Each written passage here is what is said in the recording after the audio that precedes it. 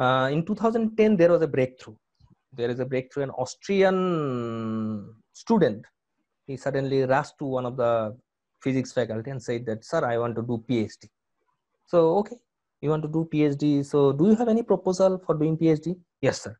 I want to build some machine which will move like a wave. You can see the machine through your naked eyes, but it will move like a wave. Then the supervisor said, are you crazy? No, sir, I'm crazy. That's why I'm coming for PhD.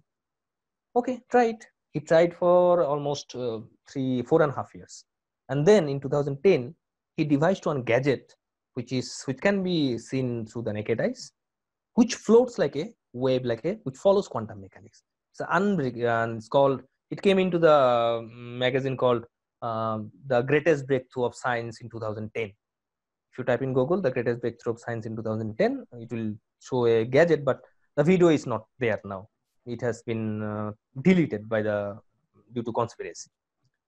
So this is one particle, and if I give you one definition of a macroscopic thing obeying quantum mechanics, just an interpretation from my side. Okay, the interpretation says like that.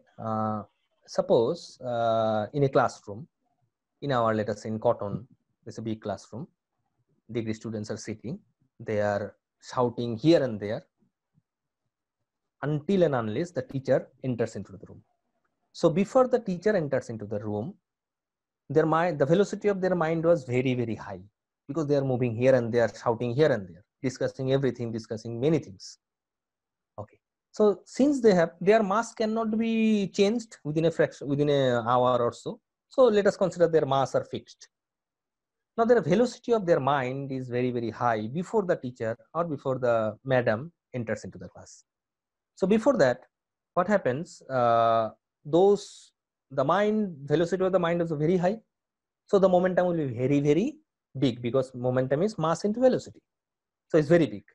Now, according to de Broglie's equation, lambda equal to h by mv. So if the momentum is very big, the wavelength should be very, very small. And that is only the reason their wavelength, when before the teacher enters into the class, their wavelength is very, very small. They can only concentrate towards their immediate neighbor.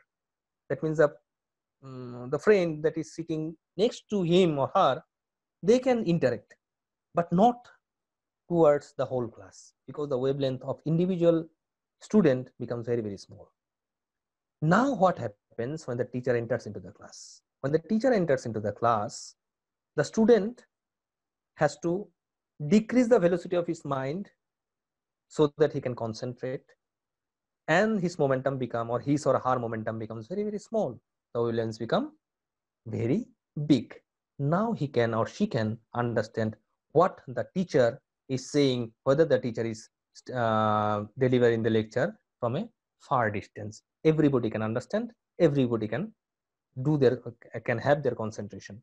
So I believe that this wave particle duality also exists in case of this macroscopic particle, but many theoreticians or many people will say that I may be wrong, but my interpretation says that like this, and it's very difficult to apply those quantum mechanical expressions or implications in macroscopic thing, because of the size constraint has been reduced, or it has been the boundary between the size macroscopic and macroscopic is not known to us, and then we cannot apply this thing to exactly to the macroscopic world.